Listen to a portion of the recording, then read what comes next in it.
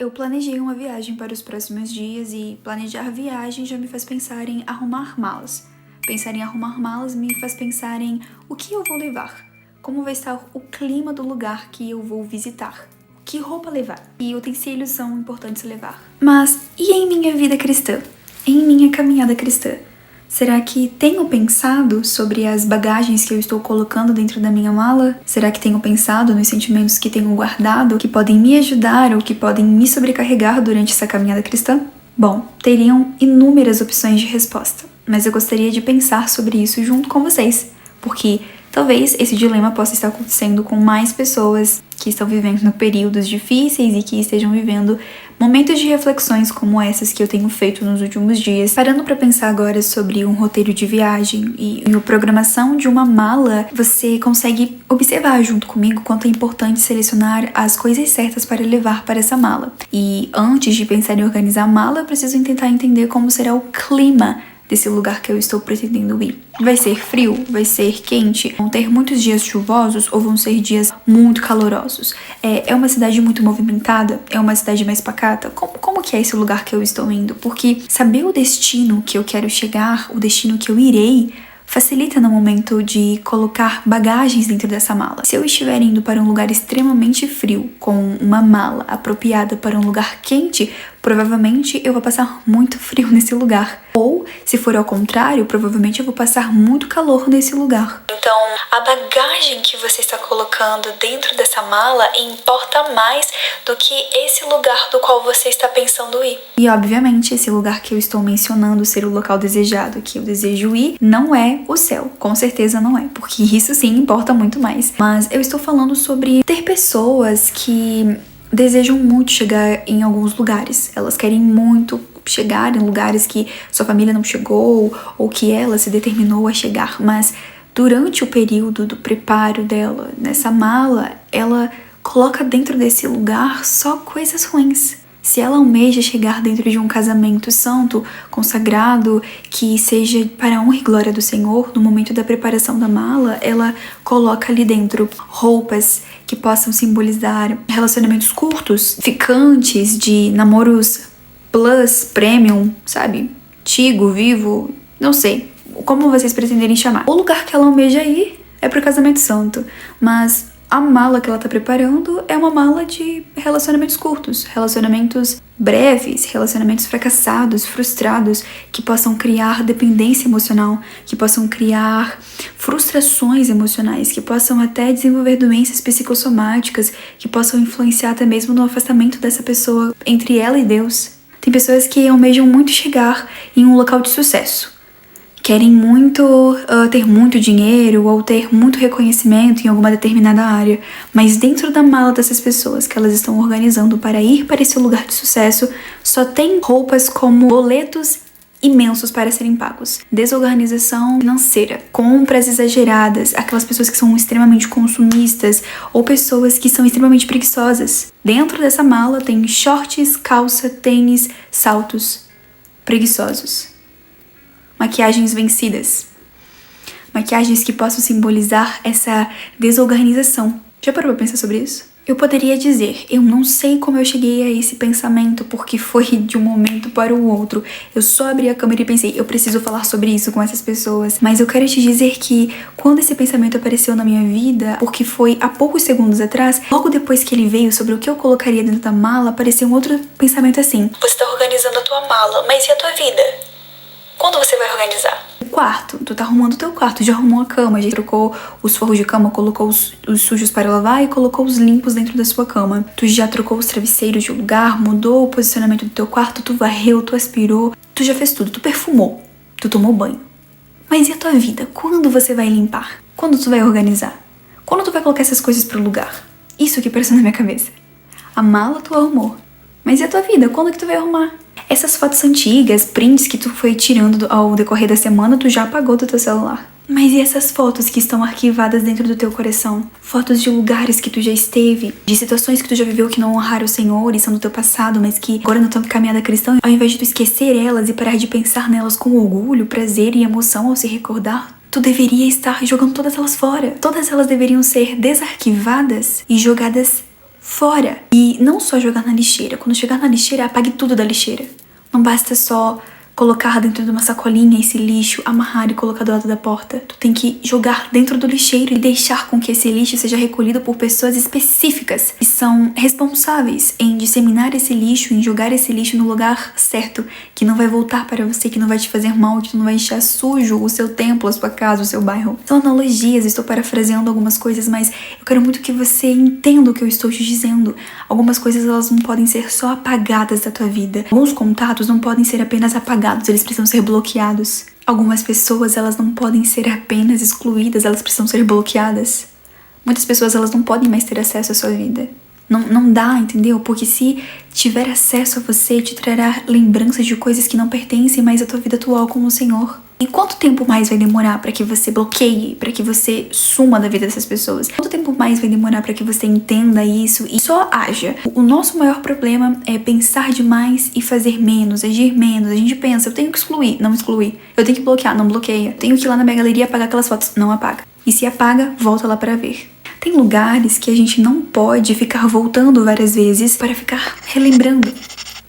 Se no teu passado tu viveu algumas experiências aí que, nossa, hoje em dia você não vive mais, por que ficar pensando sobre isso? Por que ficar lembrando? Por que andar com pessoas que ficam te lembrando? Nossa, lembra aquele tempo que tu fez a tal coisa? Lembra quando tu ia em tal lugar? Lembra quando tu namorava fulano? Nossa, mas aquela época... Cara, pessoas que são assim contigo, provavelmente elas vão dizer assim: Nossa, tu era tão mais legal aquela vez. sabe o que é o mais louco de pensar sobre isso? Que talvez você fosse muito mais legal para essas pessoas, porque você servia a elas com os prazeres que elas demandavam de você, as expectativas que elas criavam de você, e você supria isso. Mas sabe quem não estava suprido? Quem não estava sendo alimentado? Quem não estava orgulhoso? Quem não estava bem contigo por conta disso? O Senhor, que te salvou quando todas essas pessoas te deram as costas. Quando você precisou e nenhuma delas esteve lá para você. Quando ninguém mais te quis, sabe? Só tinha o Senhor. Ele te quis como tu estava. E essas pessoas viraram as costas. Esses lugares viraram as costas. Eu estou falando isso com vocês, mas na verdade eu tô te contando a minha história de uma maneira disfarçada. Eu só não estou te dizendo assim, aconteceu comigo, mas agora tu tá sabendo, aconteceu comigo. Então, se para algumas pessoas você ser legal é você ser o teu eu do passado, essas pessoas não podem andar com você. Não tem como. Luz e trevas, não dá. Para a amizade genuína não dá. Para evangelismo, para você amar, cuidar e ajudar, com certeza. Mas se relacionar, não dá. Pode sair duas águas de uma única fonte? Essa pergunta pode se aplicar de dois modos. Um cristão, ele não pode ter práticas mundanas, pouco que seja, mas porque como que o Espírito Santo está jorrando na vida dele se ele ainda é um crente raimundo, um pé na igreja e um pé no mundo? Mas também pode se referir àquele outro fato de que não tem como você ser uma pessoa que jorra luz e só anda com gente que está jorrando trevas. Não tem como, porque uma dessas vão influenciar mais um desses ambientes. Ou a luz vai iluminar demais o outro lado, ou as trevas vai escurecer demais esse outro lado que estava iluminando, por mais que fosse pouco, mas estava iluminando. Isso é extremamente perigoso, porque a gente sempre está tentando se testar. Eu preciso parar com o hábito de olhar pra baixo. É um hábito, gente, é um hábito. Enfim, nós precisamos prestar mais atenção sobre as pessoas que nós deixamos fazer parte da nossa vida. E eu não estou falando sobre ser pessoas extremamente seletivas. Ai, eu não ando com fulano. Ah, não. Não. Calma lá. Cuidado com o senso de pensamento de superioridade, de que somos melhores do que os outros, somos mais cristãos do que os outros, melhores. Não, isso não existe. Estou falando sobre a seletividade em relacionamento. Andar... Gente, como é que a gente vai evangelizar as pessoas se a gente só andar com crente? Só andar com gente que já está na mesma visão? E isso é edificante para nós, certo? Um amigo bem cristão pode te despertar pensamentos novos, pode te ajudar em coisas novas. Vai fluir de uma maneira muito perfeita e boa, harmoniosa. Mas andar com pessoas que não estão na mesma rota que você, passar no caminho dessas pessoas pode trazer luz à vida delas que era só trevas. Tu e eu seremos a única Bíblia que algumas pessoas irão ler. O único contato com a igreja que algumas pessoas vão ter somos nós. É simples. Cuidado com as mesas que você senta. Algumas mesas vão ficar só te lembrando do teu passado. Talvez o teu passado já nem estava mais no teu coração. Mas é porque fulano falou, do nada, você não pensava sobre isso. A pessoa lançou aquela semente em você, do nada aquela coisa começou, aquela música, nossa, deixa eu, sabe, vou olhar as fotos dessa época que fulano falou, deixa eu ver. Tu vai ver as fotos, vai ver os lugares, tu vai lembrar, nossa, esse dia tava tocando tal música nesse ambiente. Esse dia eu bebi todas naquele lugar. Esse dia eu encontrei fulano. Aí por ter encontrado fulano e eu tava um pouco meio alcoolizada, eu acabei fazendo coisas que não eram pra fazer. Acabei beijando esse fulano. Nem conheci o fulano, nunca vi fulano na minha vida, beijei o fulano. Eu estou parafraseando situações que acontecem com a maioria dos jovens, que são as coisas mais comuns. Mas pode ser que na tua vida seja outra questão. Do nada, aquele desejo vai surgir em você. Aliás, do nada não, né? Porque nós estávamos em mesas que não deviam, com assuntos inapropriados, que fazem menção ao passado com pensamentos desejosos, como se fosse lindo você lembrar, porque às vezes é engraçado lembrar que tu tava realmente anos atrás em outro lugar com esse grupo de amigos, fazendo uma viagem, foi muito legal a viagem, vocês saíram bastante, aproveitaram muitas férias, foram em muitos lugares diferentes, e isso é muito legal de lembrar. E lembrar da parte da festa onde você bebeu todas, ficou extremamente imprudente e irresponsável, perdeu a noção do perigo, perdeu a noção de responsabilidade e acabou dirigindo embriagado. Ou lembrar que, por conta desse excesso de bebidas, você perdeu a noção do tempo, de espaço, de responsabilidade, de qualquer coisa que seja assim de sanidade mental e acabou ingerindo drogas que você jamais ingeria. Te lembra dessa parte também quando for lembrar do passado. Te lembra que, por vezes, você tinha realmente uma companhia do teu lado, você não era tão sozinho, você tinha pessoas que estavam com você, tu tinha pessoas pra dormir com você de vez em quando. Mas quando você precisava mesmo, quando batia aquela crise lá, você tava sozinho, não tinha ninguém lá. Tinha algumas pessoas pra ir dormir com você de vez em quando, pra te dar um prazer momentâneo, mas você precisava mesmo desabafar, abrir teu coração, você não tinha ninguém pra contar. Lembra-te disso. Isso tudo que eu estou falando me faz lembrar sobre a passagem que conta do povo hebreu saindo do Egito em condução à Terra Prometida, sendo liderado por Moisés. Eles viveram experiências incríveis com Deus durante o caminho, foram tirados daquele lugar de escravidão que eles estavam. No meio do percurso, o Senhor fez prover roupas que não se rasgavam, que não estragavam, roupas extremamente resistentes. O Senhor fez prover comida, vindo maná do céu, carne do céu. O Senhor fez o mar vermelho se abrir, sabe? Inúmeros milagres. Até água saiu da rocha para essas pessoas. E eles estavam melhor do que quando eram escravos. E, obviamente, que o caminho era longo, mas eles estavam melhor. Eles estavam passando dificuldades? Estavam. Mas o Senhor estava com eles. E eles estavam sendo conduzidos por um líder que era temente ao Senhor. E aí, pensa comigo. Eles estavam ganhando maná do céu. Aonde que planta maná?